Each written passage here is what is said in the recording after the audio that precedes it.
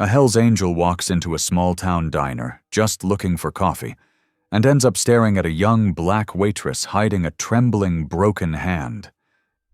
She says she's fine, but her fear says otherwise. When the coffee pot slips and scalds her, the whole diner freezes. Then the unthinkable happens. The outlaw rushes to help her, wrapping her wounds in his own red bandana while the town watches in disbelief. But what starts as one act of mercy sparks something no one saw coming: gossip, betrayal, fire, and redemption. Because when a man everyone calls a sinner stands up for a woman everyone ignores, a town built on judgment starts to burn from the inside out. What happens when grace rides in on 2 wheels, and mercy wears a leather jacket? Drop a comment below and share which part of the world you're tuning in from today. If you enjoy stories like this, don't forget to subscribe for more. The old motorcycle thundered down the cracked 2-lane road, its engine echoing through the still autumn afternoon. The man on it, gray-bearded, broad-shouldered, dressed in worn leather, had been riding since sunrise. Dust clung to his boots and jacket. His name was Rebel Cain, though most folks had stopped calling him anything but "Sir" or "Hey, you." He didn't blame them. A man with scars like his didn't invite easy conversation. The sun was sinking low when he spotted the flicker of a neon sign up ahead. Maggie's Diner. The word "open" blinked in weak red light. His stomach grumbled. He hadn't eaten since dawn, unless you counted coffee and regret. With a grunt, he pulled into the gravel lot, kicked the stand down, and swung off the bike. Inside, the air smelled of grease, coffee, and something sweeter. Maybe pie. The chatter of half a dozen locals quieted the moment he stepped through the door. Rebel was used to it. Tattoos down his arms. Leather vest patched with a faded angel wing. Rough hands that looked like they'd broken more than engines. He just gave a polite nod and slid into a booth in the corner. "Coffee?" "Black," he said, when a voice asked what he wanted. The waitress who stood there looked younger than she probably was. Her name tag said Tanya. Her hair was pulled back tight, and her brown eyes had a tired kindness to them. She smiled, polite but cautious, and poured his cup. That's when he noticed her hand, her left one, stiff and trembling, as if she was fighting to hide the pain. "You all right there?" he asked quietly. She blinked, then pulled her hand back fast, pressing it against her apron. "I'm fine, sir. Just tired." He didn't push, but he saw the faint swelling, the purple bruise creeping up her wrist. He'd seen enough broken bones in his life to know what that meant. She moved to the next table, favoring her good hand, still smiling at customers who barely looked up from their plates. The door jingled. 2 men came in, laughing too loud. Rebel noticed how Tanya stiffened the moment she heard them. One of them, young, stocky, with a cruel smirk, called out, "Hey, sweetheart, you dropped something? How about your smile?" The older man beside him, heavyset with gray whiskers and a beer belly, gave a lazy chuckle. Rebel didn't like the way their eyes followed her. He sipped his coffee, jaw tight. He wasn't looking for trouble.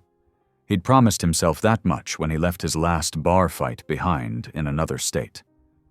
But trouble had a way of finding him anyway. Tanya moved behind the counter, trying to keep busy. Her movements grew slower, stiffer. When she tried to lift a pot of fresh coffee, her fingers gave out. The glass slipped, crashed, and steaming coffee splashed across her hand. She gasped, more in shock than pain. The room froze. Before she could even bend to pick up the shards, Rebel was out of his booth. He grabbed a clean towel from the counter, wrapped it around her burned hand, and led her gently towards the door. "Easy," he muttered, his voice calm but firm. "You need air." The men at the counter muttered something about playing hero. Rebel ignored them. Outside, he helped her sit on the curb, untying the red bandana from his wrist and wrapping it gently over the towel. Her breath came in shaky bursts. "You didn't have to do that," she whispered. "Someone had to," he said. "You shouldn't be working with that hand." "I can't afford not to." There it was, the kind of answer he knew too well, the kind born of hard years and thin wallets. He nodded, saying nothing more. When she stood, thanking him, he caught a glimpse of fear in her eyes. Not fear of him, but of something or someone else. He wanted to ask, but he knew better than to pry. Inside, the heavy man who'd been laughing earlier stood at the window, watching. His expression was cold. Tanya avoided his gaze as she slipped back inside. Rebel watched her go. He stayed out there for a moment, the sunset painting the diner's chrome sign red and gold. He'd seen a lot of things on the road. Accidents, cruelty, people pretending not to see pain when it was right in front of them.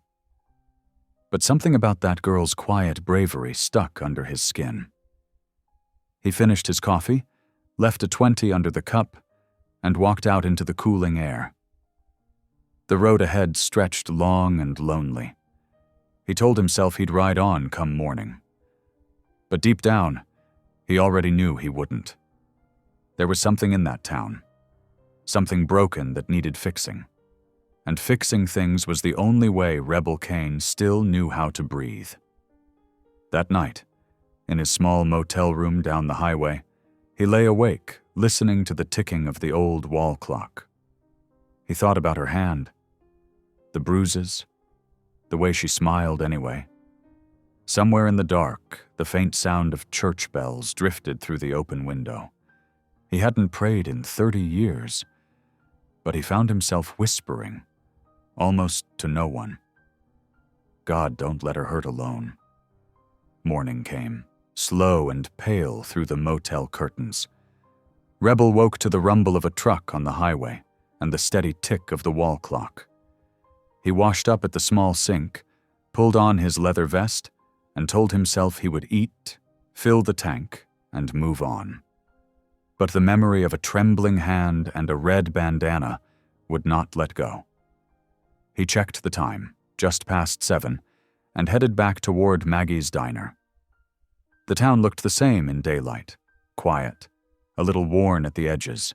A church steeple rose beyond the roofs. A dog slept under a pickup. When Rebel rolled into the gravel lot, the Harley's engine made the windows hum. He shut it down, listening to the sudden calm that followed. Inside the diner, the bell over the door gave its tired ring. The place was busy with the breakfast crowd. Coffee steam curled in the light. Plates clattered. The same 2 men from yesterday sat at the counter, the heavy older one with the gray whiskers and the younger one with the cruel smirk. The older man, Frank, by the name stitched on his shirt, watched Rebel with flat eyes. Rebel answered with a small nod and took his corner booth. Tanya moved between tables with a practiced smile. Her hair was neat, and her apron was clean, but the splint on her left hand was gone. She held her arm close to her side, hiding the strain. When she reached Rebel's booth, her smile grew real. "Good morning," she said. "Coffee?" "Please," he said. "Black." She poured with her good hand. The pot felt heavy. Rebel noticed how the muscles in her forearm trembled. He watched her move away, steady but slow. He told himself to mind his business. He wrapped his hands around the warm cup and tried to think about the road ahead. But the road felt far away. The rush picked up. Orders piled. Someone called for more pancakes. Someone else asked for extra bacon. A baby cried. The bell over the counter rang twice. Tanya reached for the fresh coffee pot with both hands, teeth clenched against the pain he could see in her jaw. "Careful," Rebel said under his breath. She didn't hear him. The handle slipped. The glass tipped. In a blink, the pot slid from her fingers and crashed against the tile. Coffee flashed like a dark wave, hissing as it hit her wrist and splashed her apron. Tanya cried out, a short, small sound, and went to her knees to grab the shards with shaking fingers. Rebel was out of the booth before the gasps died.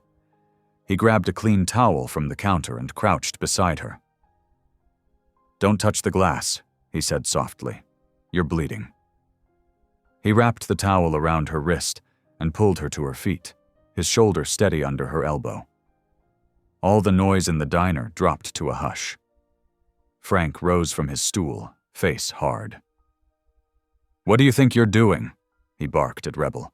"That girl's clumsy. She'll clean it up." Rebel looked at Tanya.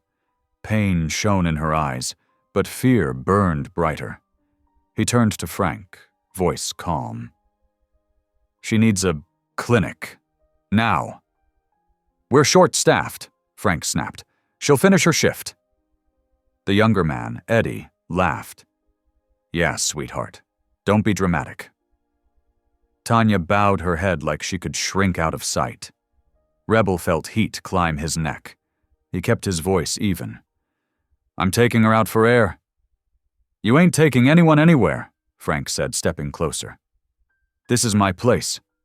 Rebel met his stare, steady as a post. "She is burned. You want a lawsuit? Let her get care." He didn't wait for a reply. He guided Tanya to the door with a gentle hand at her back. The bell rang again as they crossed into cool air. Outside, he wrapped the towel tighter and pulled the red bandana from his wrist, tucking it under the towel to hold it firm. The burn had already raised angry pink skin. He blew across it, an old habit from the road that meant nothing but comfort, and felt her shaking ease just a little. "Can you move your fingers?" he asked. She did. Barely. "It stings," she whispered. "I'm sorry about all this." "You don't say sorry for getting hurt," he said. "You say sorry for hurting someone. You didn't." The door banged open. Frank stood in the frame, arms wide, making the whole doorway feel smaller. "If she leaves," he said, loud enough for everyone inside to hear, "she's fired. That's final." Tanya froze. He saw the math in her eyes. Rent, food, her boy. Rebel kept his tone level. "You don't own her," he said. "I own the clock she works on," Frank snapped. "She steps off it, she's done." For a long second, no one spoke. Cars hissed past on the highway. A crow called from the power line. Then Rebel made a choice he did not plan, but did not regret. "Come on," he said to Tanya. "I'll get you to the clinic." She looked over her shoulder at the open door, then down at the bandana, then back at Rebel. She nodded, small and brave, and followed him to the bike. He helped her onto the back seat, careful of her hand. The engine roared to life. As they pulled out, Rebel saw Eddie at the window, grinning like a man who thought he had already won. They reached the clinic in 6 minutes. The nurse on duty took one look and led Tanya to a room with a stainless steel sink and bright lights. Rebel stood by the door, hat in his hands, while the nurse cooled the burn and checked the wrist. "You've got a hairline fracture," the nurse said, tapping the X-ray later. "You need a splint and rest, no lifting, no work with this hand for at least 2 weeks." Tanya swallowed. "I can't miss work." The nurse narrowed her eyes. "You can't heal if you don't rest." Rebel stepped closer. "Give her the splint," he said gently. "We'll figure the rest out." Tanya signed the forms with her good hand. When they stepped back into the waiting area, Rebel saw that she kept her eyes on the floor like she was trying not to cry. He walked with her to the door and opened it. The day had turned bright. A soft wind moved the flag in front of the building. "Thank you," she said, voice small. "You didn't have to do this." "Couldn't ride past it," he said. "Where do you live? I'll take you home." They rode slow through town, the Harley purring like a big cat. Tanya's injured hand rested in her lap. Her other hand held his jacket just enough to keep her steady. He could feel the tremble in her fingers ease as the miles slipped by. At a stop sign, he glanced back. Tears streaked her cheeks, but her chin was lifted. She was not weak. She was tired of being hurt. They pulled into a small trailer park at the edge of town. Plastic toys lay on a porch. A tire swing creaked. She slid off the bike and stood still for a moment, catching her breath. "My son will be home after school," she said. "Marcus, he's a good boy. I don't want him to see me scared." Rebel nodded. "He won't," he said. "Not today." She looked at his bandana, now clean and retied by the nurse. "I'll wash it and give it back." "Keep it," he said. "Looks better on a hero." A shy smile tugged at her mouth. "I'm no hero." "You are," he said, and meant it. He turned to go, but she stopped him with a soft call. "Would you come by later? If you have time, I can make coffee. And I could use help with my car. It keeps stalling." "I'll be here," he said. As he rode away, Rebel saw, in the small mirror, the way she stood on the porch, straight-backed despite the pain, a splint bright white against her brown skin, the red bandana tied neat and proud above it. For the first time in a long time, he felt something open in his chest. Not anger, not fear. Something like hope. Small but steady, like a pilot light you could build a whole fire on. Back at the diner, folks would be telling their version of the story. That a biker made trouble. That a waitress walked out. He could not control their talk. He could only decide what kind of man he would be when the talk was done. He checked his fuel gauge, bought a box of donuts at the gas station across from the trailer park, and waited for afternoon to turn to evening so he could keep his word. He had planned to ride on. Instead, he stayed. And in that small choice, the road ahead began to change. By late afternoon, the sun had softened to a warm gold that poured over the small trailer park like honey. Rebel parked his bike under a leaning oak tree, the box of donuts balanced on one arm. The place was quiet. Just the hum of a lawnmower somewhere down the road and the rattle of wind chimes from a nearby porch. He saw Tanya's trailer easily. The red bandana around her wrist fluttered in the breeze as she stepped outside to meet him. "You actually came back," she said, sounding both surprised and relieved. "I said I would," Rebel replied. He held out the box. "Peace offering." She smiled, opening it to reveal powdered donuts. "Marcus will like these," she said softly. "He'll be home soon." Rebel nodded. "He's your boy?" "Yes," she said. 10 years old, smart as a whip. Too smart sometimes." They stood for a moment in the fading light, the air filled with the faint smell of diesel and cut grass. The trailer's paint was peeling, and the steps wobbled under his boots when she invited him up. Inside, the place was small but clean. Hand-me-down furniture, bright curtains, and a few drawings taped to the fridge. One drawing caught his eye. A stick figure of a woman holding a boy's hand under a big yellow sun. Over their heads, in crooked letters, it read, "Me and Mom." "Nice place," he said, meaning it. She laughed quietly. "It's not much, but it's home." Her car sat in the yard, a sun-faded sedan with its hood open like a yawn. Rebel walked over, peering inside. "You said it keeps stalling?" "Every other day," she said. "Won't start in the morning sometimes." He leaned closer, checking the wires, then the spark plugs. "Loose line here," he muttered. "I can fix it." "You don't have to," she said quickly. "You've done enough." He looked up at her, sweat glinting on his brow. "Ma'am, I don't like leaving things half-broke." She hesitated, then smiled again. "All right then. Thank you." As he worked, the school bus rumbled down the road, stopping a few houses away. A small figure came running up the gravel path.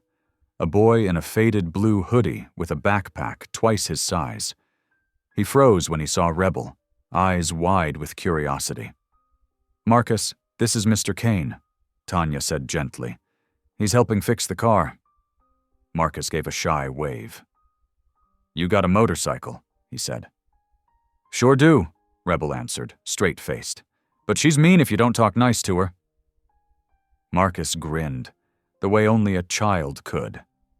"Can I see it?" "Maybe tomorrow," Rebel said. "You listen to your mom, and we'll make it a deal." The boy nodded hard, eyes shining. He sat cross-legged nearby, watching Rebel's hands work. Every few minutes he'd ask a question, what this part was, what that sound meant. And Rebel answered each one with quiet patience. It reminded him of a boy he once was, and a father who hadn't had the time. By the time the sun dipped low, the car coughed once and then came to life, humming steady. Tanya clapped softly, genuinely impressed. "You did it?" "Just a loose plug," Rebel said, wiping his hands on a rag. "She'll run fine now." She thanked him again, then insisted he come in for coffee. Inside, she poured him a cup and one for herself, careful with her splinted hand. Marcus munched happily on a donut at the small table, powdered sugar dusting his cheeks. Rebel took a sip. It was strong and hot, the kind that settled into the bones after a long day. "This is good," he said. "Better than diner coffee." "That's because it's real coffee," she said with a laugh. "Not whatever Frank's been brewing for 20 years. He smiled at that. "You worked there long?" "Almost 4 years," she said. "It wasn't always bad, but things changed. After Frank's wife died, he started drinking more. His son took over most of the shifts, Eddie." Her face darkened at the name. "He's the one who's been bothering me." Rebel set his cup down slowly. "He the reason your hands hurt?" She hesitated, then nodded. "He grabbed me last week, said I should smile more. When I pulled away, I hit the counter. Told myself it wasn't broken. But it was." Rebel's jaw tightened. He took a breath before speaking. "You report it?"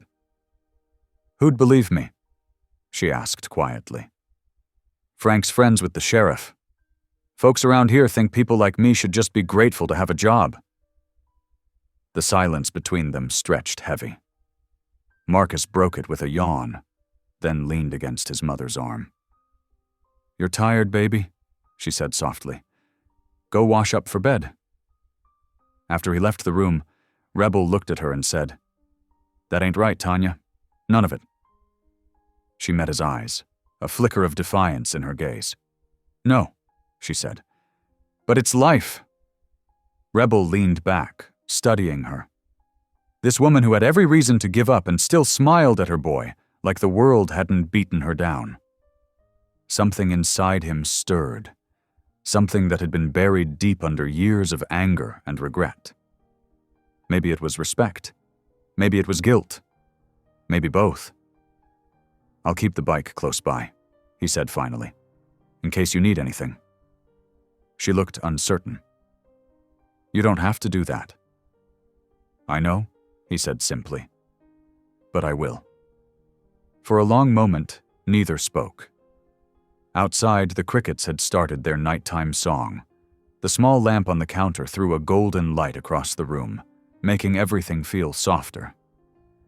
Marcus's laughter drifted from the back bedroom, muffled but happy. "Most folks see a man like me and cross the street," Rebel said. "You didn't." She gave him a half smile. "Maybe I'm just bad at judging people." "Or maybe," he said, his voice low, "you see what's under the dust." Her eyes glistened in the dim light. "Good night, Mr. Kane." "Rebel," he corrected with a nod. "Just Rebel." He left the trailer, the cool evening wrapping around him like a blanket. He walked to his bike, glanced once more at the small home, and felt the ache of something unfamiliar. Hope mixed with fear.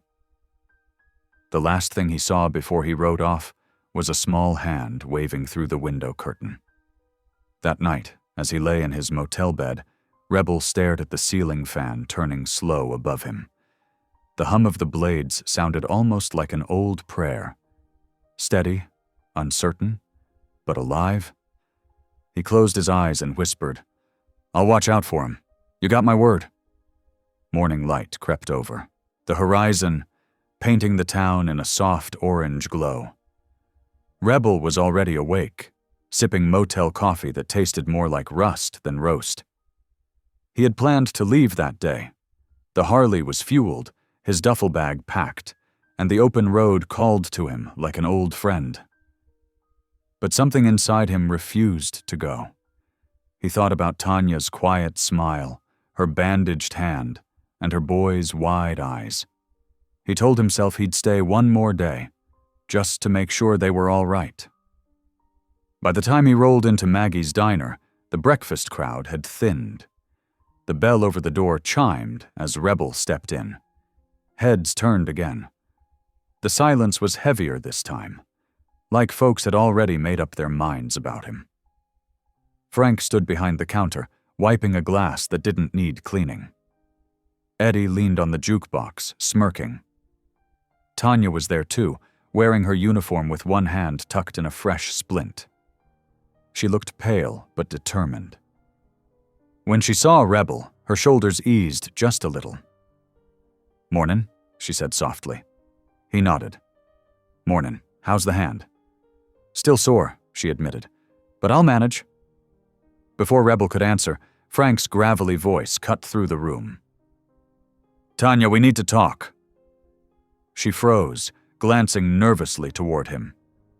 "Yes, sir." "In the back," Frank said. "Now." Rebel watched her follow him through the swinging kitchen doors, her good hand clutching her apron. Eddie snickered, then turned toward Rebel. "You sure like sticking your nose where it don't belong," he said. Rebel took a slow sip of coffee. "Just here for breakfast." Eddie's grin widened. "You think folks don't see what you're doing? She don't need some washed-up biker playing savior." Rebel met his gaze. "You ever think maybe she don't need a punk harassing her either?" Eddie's smile vanished. He stepped closer, eyes hard. "You got a big mouth for an old man." Rebel didn't rise. He'd dealt with men like this before, men who picked fights to feel strong. He set his cup down, his voice even. "Walk away, son. You don't want this." For a moment, Eddie looked ready to swing. Then the kitchen door slammed open. Tanya came out, her face white as flour. Her apron was balled in her good hand. Frank followed, his jaw tight. "You're done here," Frank said loudly enough for the whole diner to hear. "You're fired." Tanya's voice trembled. I didn't do anything wrong." "You brought trouble to my place," Frank snapped. "Customers are talking. You embarrassed my boy and made a scene. I can't have that." Her lips parted, but no words came. Rebel stood, chair scraping the floor. "That's enough," he said quietly. Frank turned on him. "You keep out of this, biker. You're half the problem." Eddie folded his arms, grinning again. "Yeah, maybe he's the reason she can't focus." That did it. Rebel's control snapped like a dry branch. In 2 strides, he crossed the room, grabbed Eddie by the collar, and shoved him hard against the wall. Plates rattled. The jukebox whined. Eddie's smirk vanished as Rebel's voice dropped low. "You talk about her again," he said, "and I'll teach you what respect looks like." "Rebel, please," Tanya whispered, reaching for his arm. "Don't." Her voice broke through the haze of anger. He let Eddie go. The younger man stumbled, face red with humiliation. Frank stepped forward, shaking with rage. "You just bought yourself a world of trouble, old man," Frank growled. "You and that girl both." Rebel turned toward Tanya. "Come on," he said gently. "We're leaving. She hesitated only a moment before nodding. They walked out together under the stares of every customer. Outside, the morning air hit cool and sharp. Rebel could feel his pulse pounding in his temples. "I'm sorry," Tanya said, tears in her eyes. "You shouldn't have—" "Stop," he said. "Don't you say sorry, not for them?" Her voice trembled. "I can't believe he did that. I gave that place everything." Rebel took a deep breath, fighting to calm himself. "You'll find something better." She gave a hollow laugh. "There's nothing better here, Rebel. Not for someone like me." He wanted to argue, but he couldn't find the words. The truth was plain. He'd seen it in too many towns, just like this one. He ran a hand through his gray hair and sighed. "Then we make something better." They walked toward her trailer in silence. When they reached the driveway, Marcus was outside tossing a worn baseball into the air. He ran up to them, smiling until he saw his mother's face. "Mom? What's wrong?" Tanya knelt and pulled him close. "It's okay, baby. I just lost my job, that's all." Marcus's eyes darted to Rebel, confusion and worry mixed together. "Did they hurt you again?" "No, sweetheart," she said, brushing his cheek. "No one's gonna hurt us." Rebel squatted beside him. "Your mom's strong," he said. "Sometimes good people get treated wrong, but we'll fix that." Marcus nodded slowly, trusting him without question. "Can I help?" Rebel smiled faintly. "You already are." The afternoon drifted by with the weight of an unspoken plan. Rebel rolled up his sleeves and began tinkering with Tanya's car again, though it didn't need fixing. Marcus fetched tools, eager to stay busy. Tanya made lemonade with her good hand, the simple act grounding her. The three of them sat on the steps afterward, watching the sun dip behind the trees. "I don't know what to do now," Tanya said softly. "Rent's due next week. The electric bill, too." Rebel rubbed his chin. "You'll work again soon. Folks in this town might judge, but there's still decent people somewhere. We'll find them." "We?" she repeated, glancing at him. He looked out at the horizon. "Ain't got anywhere. Better to be." She smiled faintly. "You don't owe me anything, Rebel." "I ain't doing it 'cause I owe you," he said. "I'm doing it 'cause it's right." The sound of the Harley cooling in the yard filled the quiet. Marcus leaned against his mother's shoulder, half asleep. The crickets began their evening song, steady and soft. For a moment, everything felt peaceful. But far down the road, in the flickering neon light of the diner, Frank Wilder stood at his window, staring out at the twilight. His son Eddie leaned beside him, a dark bruise forming on his jaw. "You gonna let that biker make a fool of us?" Eddie muttered. Frank's eyes narrowed. "No, son, I'm not." And though Rebel didn't know it yet, that night marked the start of a storm that would test every bit of grace he had left. The next few days passed in slow motion. Tanya filled out job applications wherever she could. Cafes, cleaning services, even the grocery store downtown. But nobody was hiring. People were polite on the surface but cold underneath. They had all heard the story, or rather, the twisted version of it. The one where the waitress caused trouble and the biker started a fight. Rebel saw it in their eyes every time he walked through town. Folks stepped aside like he carried the plague. He didn't mind for himself. But when Tanya started getting the same stares, it boiled something deep in him that he hadn't felt in years. Still, he kept calm. He knew anger didn't fix a thing. He'd spent half his life proving that. That Friday, Rebel stopped by the trailer again. Tanya sat on the steps with a stack of papers in her lap, rejection letters and unpaid bills. Marcus was in the yard, tossing a baseball at a tree. His aim was better now, his arm stronger. When he saw Rebel's Harley roll up, he grinned wide. "Mr. Kane!" Marcus called, running over.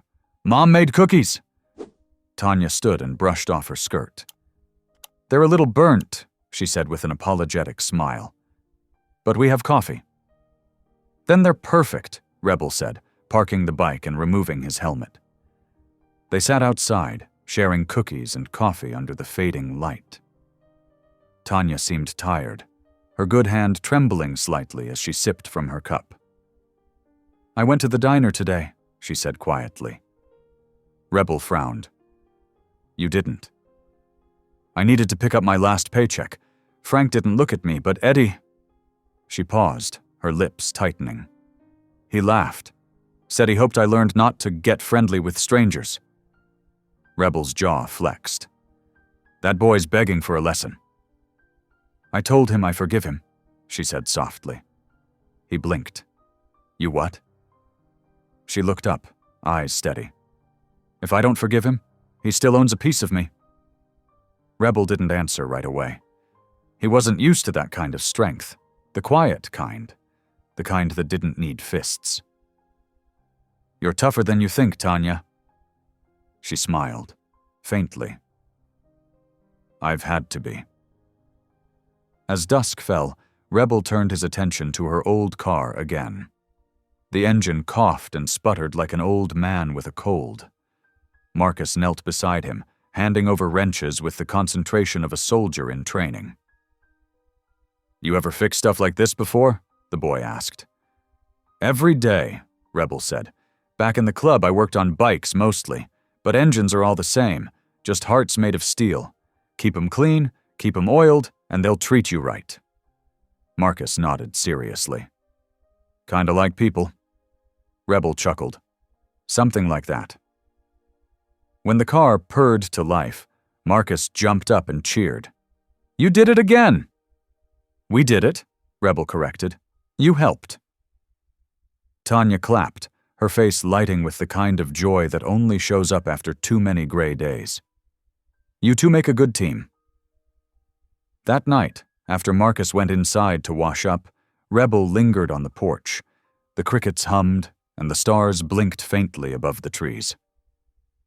Tanya sat beside him, quiet for a long time before speaking. "Do you ever get tired of being alone?" she asked. Rebel stared out at the dirt road. "You mean, do I miss people?" She nodded. "Sometimes," he said honestly. "I got used to keeping to myself. Easier that way. But lately—" He paused, searching for the words. "Lately, I don't mind the company." She smiled. "Marcus likes you. That's rare." "He's a good kid. Reminds me there's still light out there." They sat in silence for a while. The kind of silence that felt comfortable, not heavy. Then Rebel stood, pulling his jacket on. "There's a veterans shelter on the edge of town," he said. "I heard they need someone to fix old cars and teach a few boys some trade skills. I might stop by tomorrow. Maybe they can use me." "That's good," she said, her eyes brightening. "Maybe that's where you're meant to be." He shrugged, trying to hide a small smile. "We'll see." The next morning, Rebel did just that. The Veterans Outreach Garage sat behind a church, its paint peeling but its doors open wide. The manager, Martha Collins, was a short, tough woman in her 60s, with a silver bun and a voice like gravel and grace mixed together. "You can fix engines?" she asked, squinting at him. "I can fix anything with a spark," Rebel said. "Then you start today," she said, tossing him a set of gloves. "No pay till we see if you're worth it." He smiled. "Fair enough." By noon, Rebel had 3 engines running, 2 kids smiling, and 1 church volunteer offering him lunch. For the first time in years, his hands felt steady. Not restless, not angry, just steady. He worked until his back ached and his shirt clung with sweat. When he finally rolled back to the trailer that evening, Marcus came running, holding a small paper airplane. "Mom says you got a job." "Sort of," Rebel said. "Gotta prove I'm good first." "You're already good," the boy said firmly. Tanya came to the door, smiling softly. See? You're starting to fit in around here. Rebel looked at her, the soft porch light catching her features, and something inside him settled. Yeah, he said, half to himself. Maybe I am. But later that night, when the town's gossip began to spread, whispers about the biker hanging around the waitress and that woman who can't keep out of trouble, Rebel felt the familiar heat of judgment. He tried to ignore it. Still, as he lay in bed at the motel, he couldn't help thinking. Every time something good starts, someone tries to burn it down. He didn't know how right he was. The morning broke clear and bright, a gift after a week of gray skies. Rebel arrived at the veterans' shelter just after dawn, the air still cool from the night. The shelter's lot was cluttered with old cars, some rusted through, others waiting on parts. He liked it that way. Machines didn't gossip, didn't judge. They just waited to be fixed. Martha Collins greeted him with her usual brisk nod. "You're early," she said, coffee mug in hand. "Habit," Rebel replied, pulling on his gloves. "Old bikers don't sleep much." She studied him, then smiled faintly. "Well, I can tell you one thing, Mr. Kane. You work harder than most men half your age. Keep this up, and I'll have to start paying you." Rebel chuckled. "Don't rush it. I might start liking it too much." By mid-morning, the garage hummed with the rhythm of wrenches, laughter, and country radio. 2 teenage boys from the church had come to help. They listened carefully as Rebel explained each part of an engine, patient in his gravelly way. When one of them asked if he'd been a mechanic his whole life, Rebel hesitated, then said quietly, "No, but I spent a long time fixin' things I'd broken." Martha looked over her shoulder at him and nodded, understanding without prying. Around lunchtime, a familiar car pulled into the lot. Tanya's old sedan, paint still dull but running smooth. She stepped out carrying a foil-covered tray, her red bandana peeking from her wrist brace. "I thought I'd bring something for everyone," she said shyly. "Fried chicken and biscuits." The whole garage smelled like Sunday dinner in minutes. Martha grinned. "Well, aren't you a blessing?" she said, clearing off a workbench for plates. Rebel helped Tanya set things up. "You didn't have to do this," he said. "I wanted to," she replied. "You've done enough for us. I figured it was time I did something for you." They ate together under the half-open garage door, sunlight spilling across the concrete. Tanya laughed more than Rebel had ever heard her laugh before.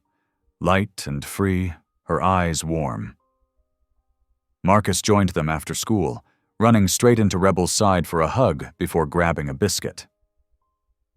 "Mom said I could hang out till dinner," he announced proudly. Martha raised an eyebrow. "So this is the famous Marcus. Heard you're good with a wrench." The boy puffed out his chest. "Mr. Kane says I'm learnin' fast." "Then you'll fit right in," she said, ruffling his hair.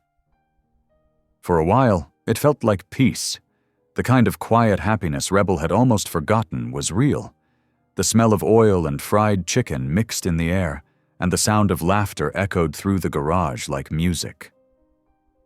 Later that evening, after the others had gone, Tanya lingered to help clean up. Rebel was wiping down a table when she said softly, "I saw Frank at the store yesterday." Rebel froze. "He bother you?" She shook her head. "No, but he looked right through me, like I didn't exist." Her voice trembled, then steadied. "That used to scare me. Now it just makes me sad. People spend so much energy hating. They forget how to live." Rebel leaned on the counter. "You got a lot of wisdom for someone who's been kicked around."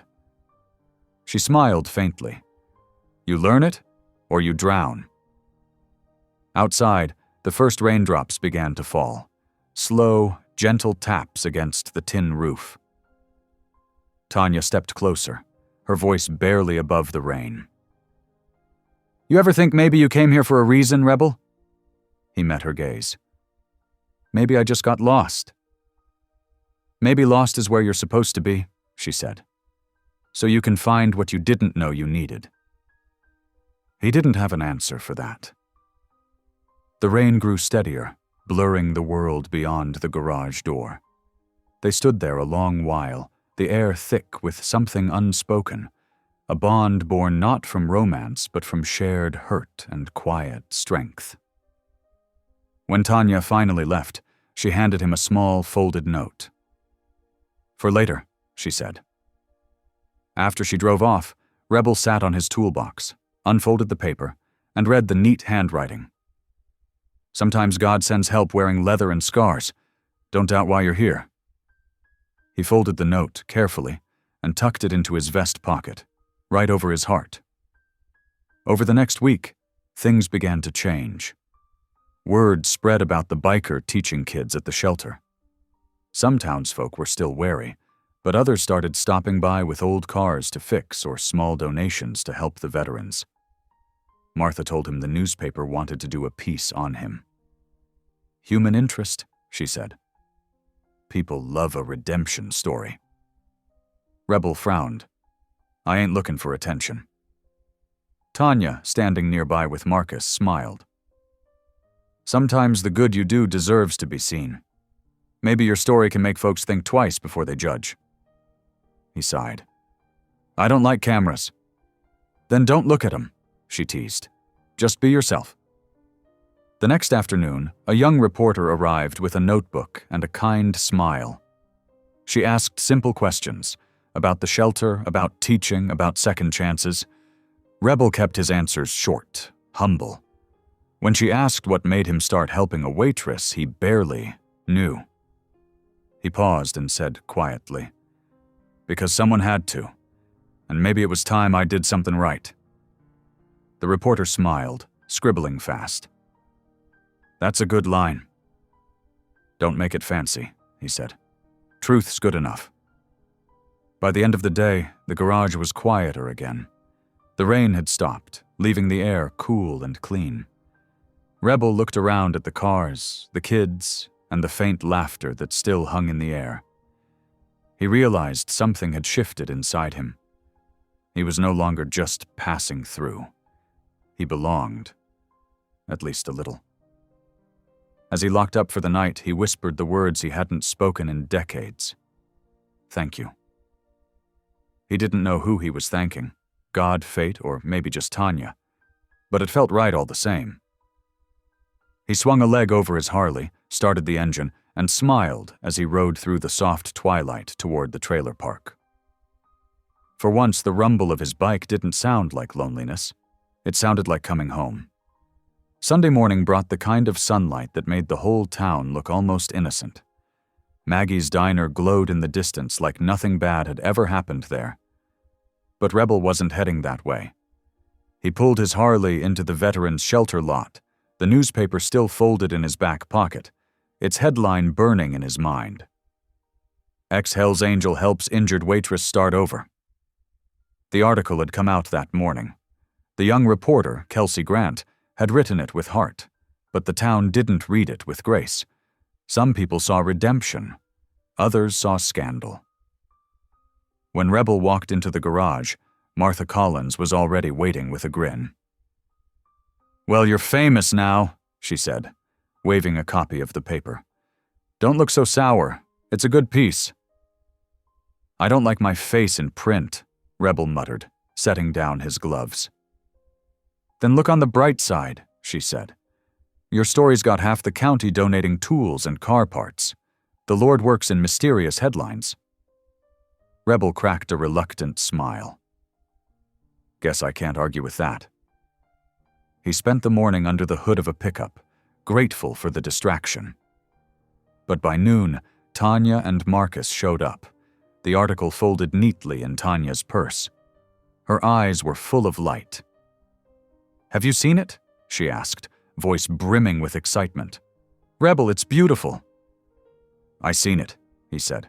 Kelsey made me sound a lot better than I am.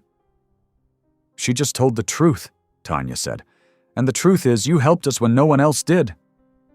Marcus chimed in, waving a little copy he'd cut from the paper. "You're a hero, Mr. Kane," Rebel chuckled softly. "Heroes don't cuss at busted engines, kid." "Sure they do," Marcus said proudly. "They just fix them after." Martha leaned against the workbench, watching them. "You keep collecting fans, old man. Pretty soon you'll have your own congregation." "Don't start that," Rebel Tussu said, though the warmth in his tone betrayed him. That afternoon, they celebrated in the simplest way possible, by grilling burgers out back of the garage. The smell of smoke and sizzling meat filled the air. The church kids came by, curious about the biker in the paper, and ended up washing cars for fun. Tanya laughed with them, her injured hand finally strong enough to hold a spatula again. For a few precious hours, everything felt whole. Even Sheriff Dugan stopped by, though his visit was more about curiosity than goodwill. He tipped his hat at Rebel, his mustache twitching. "You sure know how to stir a pot, Kane." "Didn't plan on it," Rebel said calmly. "Folks talk," Dugan warned. "Half the town thinks it's a nice story.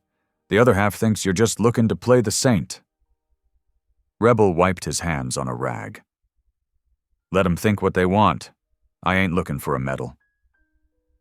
Dugan studied him for a long moment before grunting. "Just don't give me reason to regret letting you stay out of trouble." He tipped his hat again and walked away. Tanya frowned as the sheriff's cruiser disappeared down the road. "He'll come around," she said. "They all will." "Maybe," Rebel said softly, "but I ain't losing sleep over it." Later that week, the real change began. Donations came pouring in after the article went online. Old car parts, scrap metal, even envelopes with small bills. A church youth group offered to help paint the garage. Martha nearly cried when she opened a letter from a veteran 3 counties away, saying Rebel's story had given him a reason to pick up a wrench again. And Tanya, too, found a miracle in the mail. A letter from the Willow Pines nursing home offering her a job as a full-time cook. "They said they read about me," she told Rebel, holding the letter like gold. "They want someone with heart." Rebel smiled, pride softening his rough features. "You got plenty of that." She laughed, tears in her eyes. "I don't know how to thank you." "Don't," he said simply. "Just keep doing what you're doing." That evening, the 3 of them went to the county fair, the first joy-filled outing they'd had in months. The smell of popcorn and sawdust hung in the air. Bright lights spun on the Ferris wheel. Tanya's laughter rang louder than the carnival music as Marcus tried to win her a stuffed bear at the ring toss. Rebel stood back, arms crossed, watching with quiet satisfaction. When Marcus ran off to ride the bumper cars, Tanya turned to Rebel. "You don't smile enough," she teased. "I'm smiling now," he said, the corner of his mouth lifting. "Barely," she said, nudging his arm. "Come on, one ride, my treat." He tried to protest, but she grabbed his hand and led him toward the Ferris wheel. When they reached the top, the whole town stretched below them. Twinkling lights, faint music, and somewhere far off the woo glow of the diner sign. The night air was cool and smelled of cotton candy and rain. Tanya looked out over it all, eyes shining. "You ever think people can start over, no matter how far they've fallen?" Rebel gazed at her, her hair catching the wind, her hand resting lightly on the safety bar. "Yeah," he said softly. "I think that's all we're ever really doing. Starting over again and again." For a long moment, neither spoke. When the wheel began to descend, she slipped her hand into his. It wasn't romance. It was trust. The quiet kind that meant something. The next morning, everything felt brighter. Tanya started her new job, Marcus went off to school with his first brand new backpack, and Rebel arrived at the shelter to find a line of cars waiting for repair. For once, the town seemed to believe in him. But as he worked through the day, he couldn't shake the feeling of being watched. Across the street, parked under a dying oak, sat a familiar truck, the one belonging to Frank Wilder. The man himself leaned against the hood, cigarette glowing faintly, his expression unreadable. Rebel met his gaze across the distance. Frank smiled, a slow, mean smile, and flicked the cigarette into the dirt. Rebel felt the chill of something coming, something dark, patient, and waiting. Still, when he looked back at the laughter inside the garage, the kids, the work, the light, he made a choice. He turned back to the engine, tightened a bolt, and said under his breath, "Not today, old man. Not today." The day had started so peacefully that no one saw the storm coming. The sun had been warm, the kind that lulled you into believing bad times were gone for good. Tanya finished her first full week at the nursing home, smiling as she told Rebel how kind the residents were. Marcus had been helping at the veterans' shelter after school, his small hands always eager to learn. And Rebel had almost begun to believe he'd finally found his place. That evening, they gathered at the trailer again. Tanya made stew, and the air filled with the smell of onions, carrots, and faith. Marcus talked a mile a minute about his day, how he'd helped Mr. Kane change the oil in a pickup, and even started the engine himself. Rebel listened, his deep chuckle filling the small kitchen. Tanya watched them with quiet joy, her heart full in a way it hadn't been in years. When dinner was done and Marcus was in bed, Tanya poured 2 mugs of coffee and brought one to the porch. Rebel sat there already, his eyes on the stars. The sky was so clear it looked like God himself had wiped it clean. "You ever think," she said softly, "that maybe all the bad things in life were just roads leading here?" Rebel took a slow sip, thinking. "Maybe. Roads got potholes, though, some deeper than others." She smiled. "Still, you made it through." He looked at her then, the porch light glinting in his gray eyes. "So did you." The quiet stretched easy between them. Somewhere far off, a dog barked. The night smelled of pine and rain. For a man who had spent most of his life running, Rebel realized this was the first time he wasn't in a hurry to go anywhere. The peace didn't last. Sometime after midnight, Rebel woke to sirens, shrill, urgent, slicing through the quiet. He sat up fast, heart pounding. The orange glow outside his motel window told him everything he needed to know. Fire. He threw on his boots, grabbed his jacket, and ran for his bike. The Harley roared to life as he tore down the road toward the shelter. Smoke rose thick and black against the night sky, glowing with red embers like angry stars. When he reached the lot, chaos ruled. Fire trucks surrounded the veterans' garage. Men shouted. The roof was a sheet of flame. And there, standing near the entrance, coughing and covered in soot, was Marcus. Rebel's heart stopped. "Marcus!" he yelled, skidding to a halt and running toward him. The boy's voice came weak and hoarse. "The dog! Mr. Kane!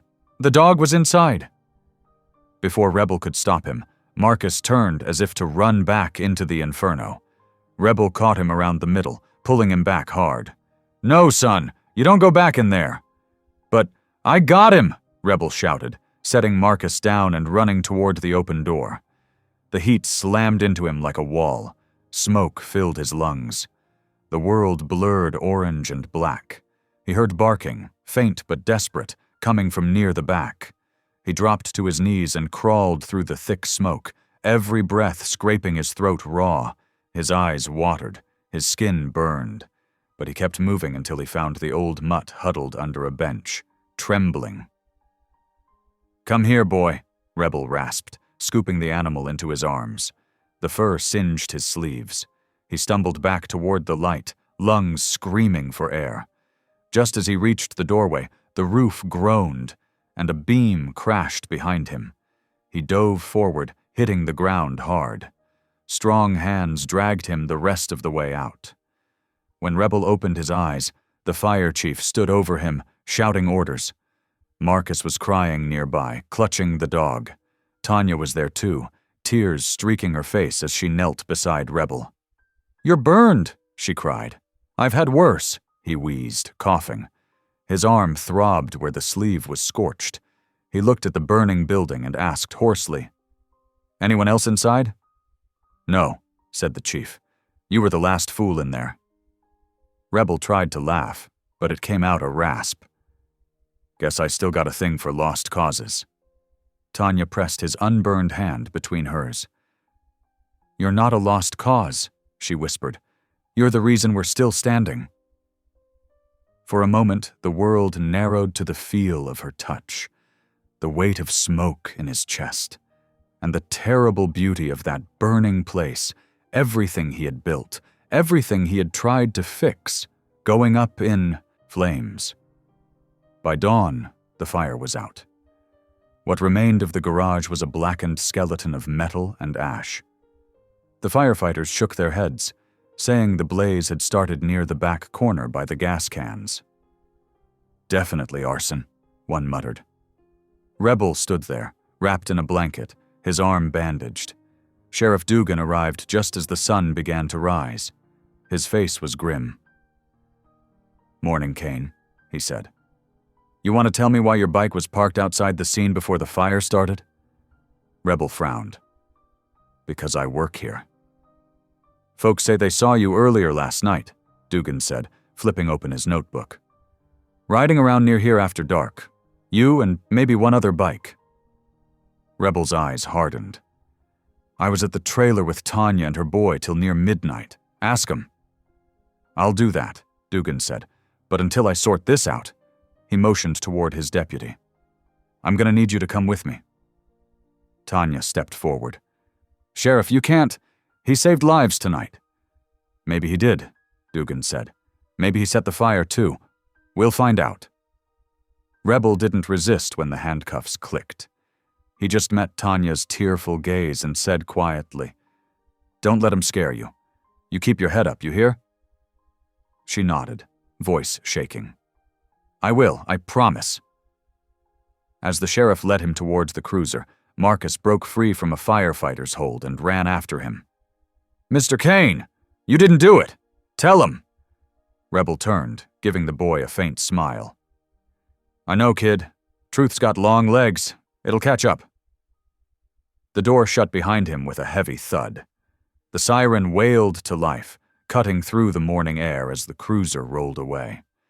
Tanya stood in the road, the fire's smoke curling behind her like ghosts, Marcus clutching her waist and sobbing into her apron. She looked down at Rebel's red bandana, left on the ground when he was taken, and picked it up, holding it to her heart. "God," she whispered through tears, "please don't let this be the end of his story." The jail cell was small and cold, smelling faintly of bleach and old cigarettes. Rebel sat on the metal bunk, his burned arm bandaged and aching beneath his sleeve. The world outside was waking up, but in that room, time stood still. The walls were gray, the floor was gray, and the thoughts in his head weren't much brighter. He'd been in worse cells before, but this one hurt the most. Not because of the bars, because of what it meant. He could almost hear the gossip spreading through town already. The biker did it, the same man from the diner. You can't trust his kind. It didn't matter that he'd risked his life to pull a boy and a dog out of a burning building. In the court of small-town whispers, mercy always came second to judgment. Sheriff Dugan came by mid-morning, his boots echoing down the corridor. "You're quiet, Kane," he said, stopping at the bars. "Usually a man in your shoes is full of excuses." Rebel leaned forward, eyes calm. "Not much point in talking when folks already made up their minds." Dugan studied him for a moment. "You know, I read that newspaper story last week. Made you sound like some kind of saint. Guess every saint's got a shadow, huh?" Rebel didn't bite. You believe I set that fire?" The sheriff crossed his arms. "All I believe is that you were there and you've got a past. I'll need more than your word." Rebel sighed. "Then find it." Dugan frowned, maybe thrown by the man's stillness. "You don't even sound mad." "Oh, I'm mad," Rebel said softly. "Just not at you. Mad at how quick people forget good when they smell a bit of bad." The sheriff turned and walked off, leaving Rebel alone again with his thoughts and the distant hum of the building. He leaned his head back against the wall and closed his eyes. For the first time in years, he didn't think about revenge. He thought about prayer. He hadn't prayed since he was a young man. But now, sitting in that cell, he found the words coming up like water from a deep well. "God," he whispered, "I don't know what you're doing. I tried to do right this time. Tried to keep my hands clean. If I'm meant to pay for something, let it be mine, not theirs. Watch over them, please. Watch over her." Outside, the town moved on like it always did. But at the edge of that same town, Tanya Brooks was not ready to move on. She hadn't slept since they'd taken Rebel away. Marcus lay curled on the couch beside her, clutching Rebel's old red bandana like a blanket. The morning news replayed footage of the fire. Flames licking at the garage roof, firefighters shouting commands. The reporter's voice said Rebel Kane was under investigation for possible arson. Tanya's stomach twisted.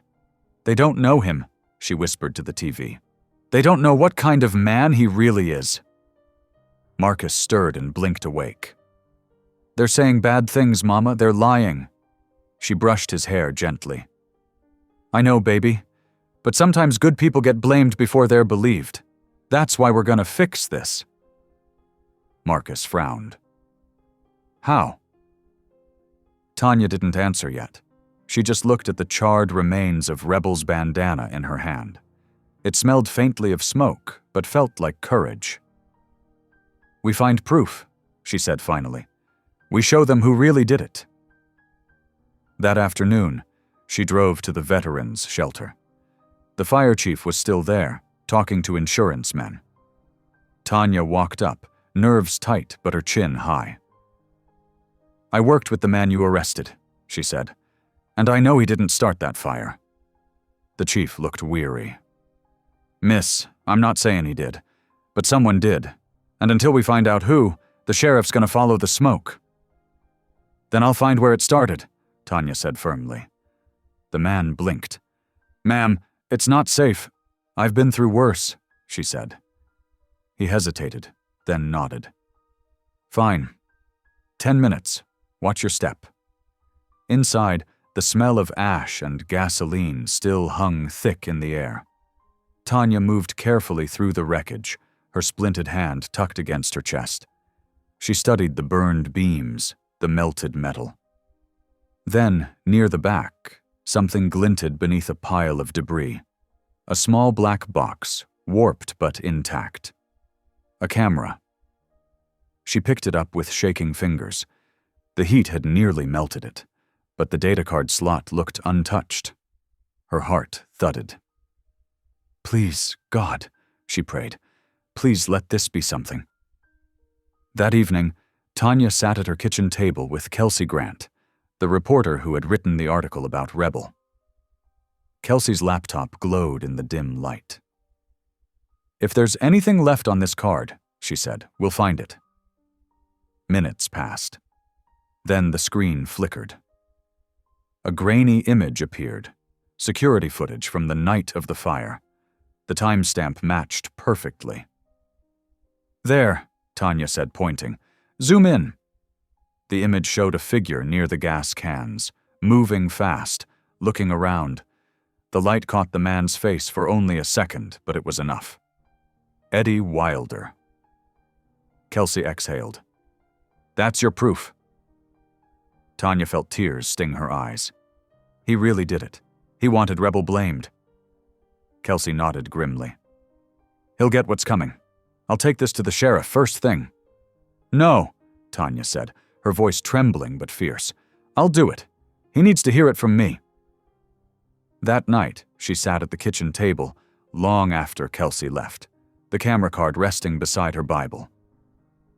Marcus had fallen asleep again, his head on his arm. Tanya reached across the table, took Rebel's bandana, and laid it over the card. She whispered, "You kept your promise. Now I'll keep mine." The next morning she would walk into the sheriff's office with her head held high and the truth in her hands. But for now, in the quiet hours before dawn, she closed her eyes and prayed the same words Rebel had whispered in his cell miles away. "God, don't let him hurt alone." And though neither of them knew it, heaven was already moving to answer.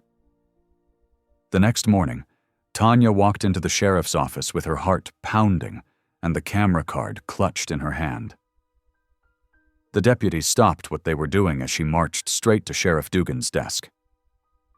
"I've got proof," she said, her voice steady. "Rebel Kane didn't set that fire." Dugan frowned, but took the card.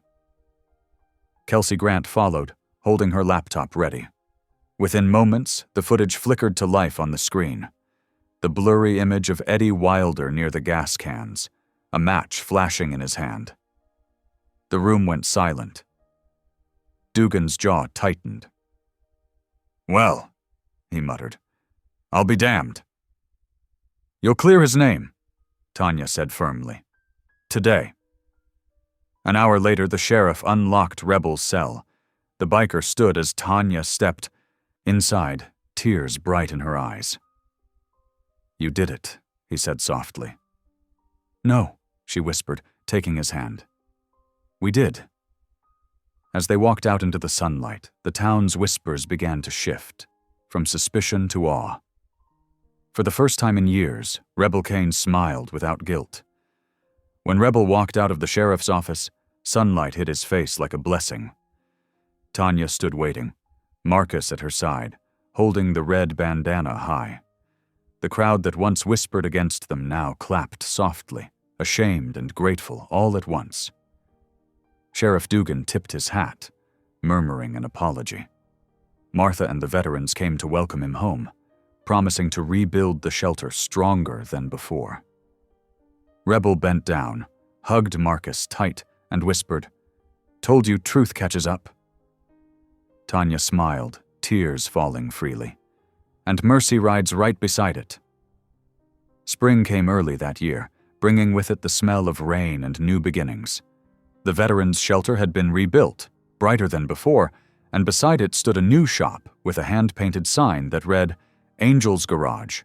Honest work, honest hands." Rebel ran it with quiet pride, his old biker jacket framed on the wall, the red bandana hanging beside it.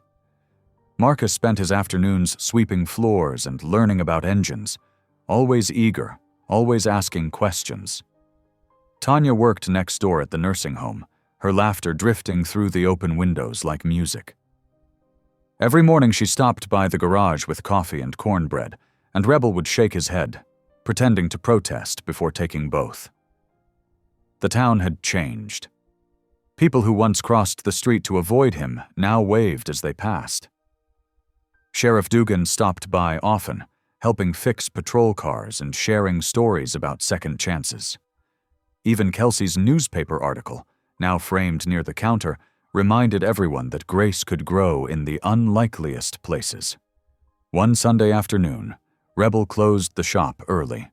Tanya and Marcus climbed onto the Harley behind him, the three of them riding down the open highway beneath the golden light. The wind felt clean. The world new again. As they passed the old diner, Rebel touched the crosspatch on his jacket and smiled. "Guess mercy really does ride on two wheels," he said. Tanya leaned closer, her voice soft. "And it found us right on time." They rode on until the sun sank behind the hills, three souls stitched together by grace, faith, and the simple promise that kindness still mattered. Thank you for listening. Stories connect us in the most unexpected ways. If you felt that spark today, make sure you're subscribed. I share a new one daily, and the next might change your day.